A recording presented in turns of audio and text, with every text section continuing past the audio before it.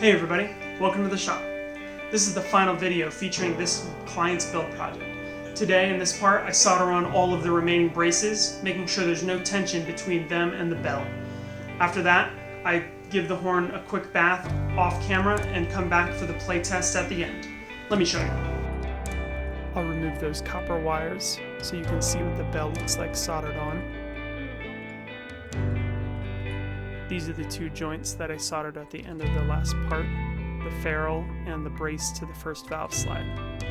Getting those in place sets up the second valve slide brace to be aligned with the bell contours. Here I'm test fitting the Benge brace to see how much I'll have to adjust it. There's a bit too much play in this part and the surfaces aren't making a good connection right now. I'm able to use my body weight and some leverage to make very small adjustments to this brace. After a few adjustments, you can see how much less wiggle there is in this part.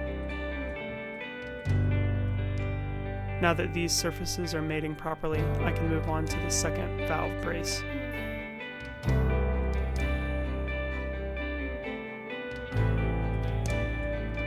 I'm hammering lightly with the freeze dent hammer to make sure that the brace is fitting properly against the valve casing. This is important to ensure a stress-free connection at this part of the horn.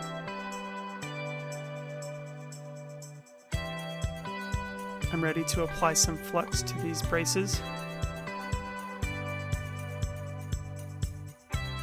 I am making sure not to overfill these connections with flux though.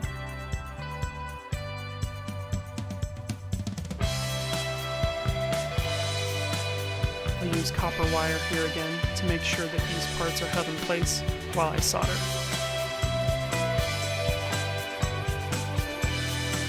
There's no real clamping being done here. It's about as much force as placing your finger on these parts. Here I'm selecting the final location for this brace. I'm placing it a bit further back on the bell than where it had previously been mounted. This will allow more of the bell to resonate when it plays. Make sure to fill up my micro torch because I don't want to run out of gas in the middle of this operation. As I prepare to solder, I realize that I need to keep this horn level and the vise won't allow me to do that. Keeping gravity in mind while soldering is important. It can do a lot of the work for you. As I fill a connection completely, I make sure to go back with a Q-tip to wipe away any excess. This will ensure that the solder joint looks aesthetically pleasing. Now that I have one joint down, I make another quick heat sink out of that with a towel and water so that I don't overheat this solder joint that I just completed on the next one. Since I don't have a rotating jig, sometimes I have to get into interesting positions to complete the solder. Now I'm picking away that excess flux, and I move on to the bell brace joint.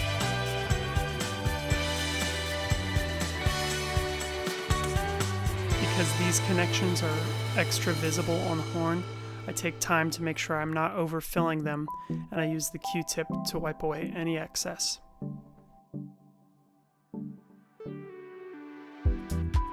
I go ahead and remove the copper wires here, and now that the bell brace is soldered on, I can use a wooden mandrel to make sure that everything is remaining level for this next connection.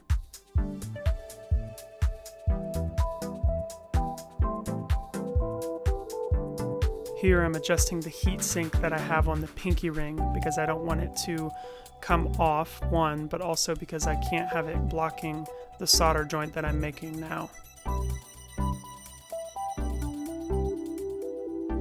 Make sure that all sides get the attention of that Q-tip to wipe away any of the excess. Here you can see those connections with the Benge brace in the front.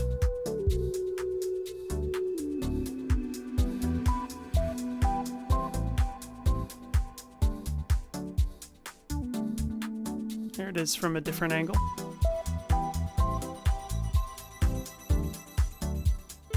move on here to focusing on the receiver to bell bow connection. I'm trying to use the Benge brace at this point, so I'm annealing this brace to see if I can move it more easily than when I tried in the last part. Again, because brass doesn't harden when it's cooled quickly, I'm not so certain that this is brass. You see me using my body weight to leverage against it, but it won't budge. You can see here that the gap is just too wide with this part.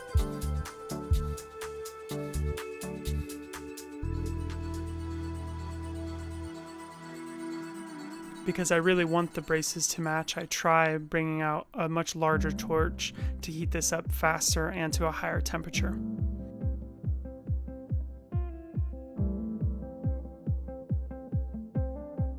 Unfortunately, this doesn't seem to work either.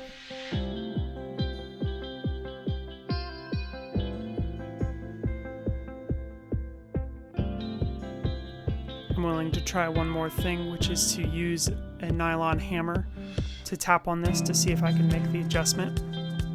I also use the Fareese steel hammer, but these don't seem to budge the metal. At this point, I start considering other braces and reach for a 50s style ambassador brace to see how that would line up. This brace is adjustable, so I think it is a more likely fit than the other one. I reach for this tool, which is a burnisher. It's made of steel and it's very smooth. I'll be able to use my body weight and the shape of this burnisher to try to shape the thin brass to more properly fit the contours of the bell here.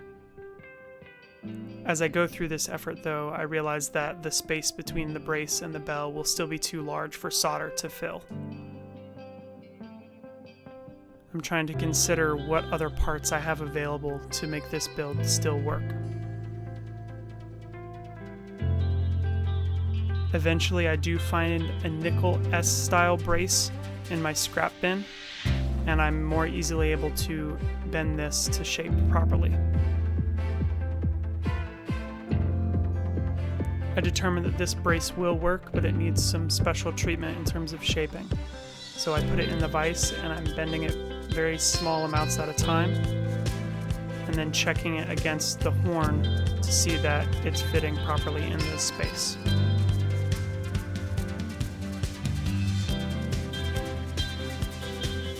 The span of the brace is correct at this point, but the mating surface between the brace and the bell isn't exactly right. I get a half round file out to correct this.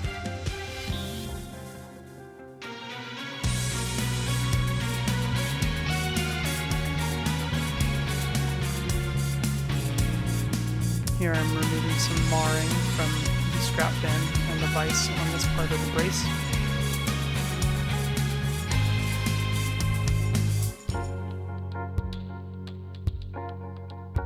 I'll buff this piece up so that it matches the rest of the horn well. Now that the polishing compound is off, it's ready to receive flux and get attached to the horn with copper wire.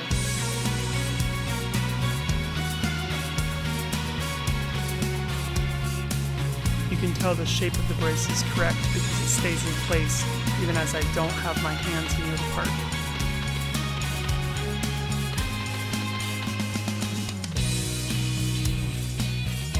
Because the surfaces mate so well with their new shape, it just takes very little solder to connect these joints together.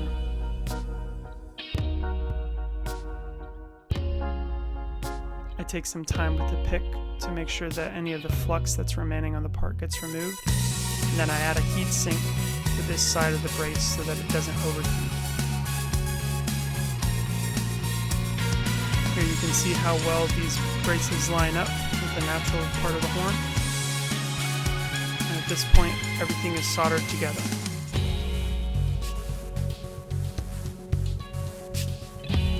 All that's left is that I give this a thorough cleaning so that none of the debris gets into the valves.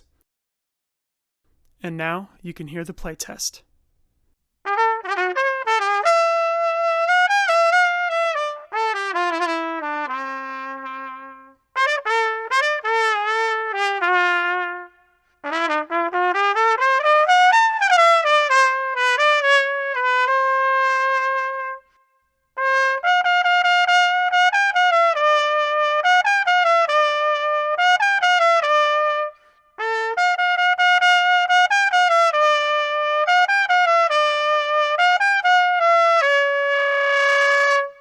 Well, there we have it.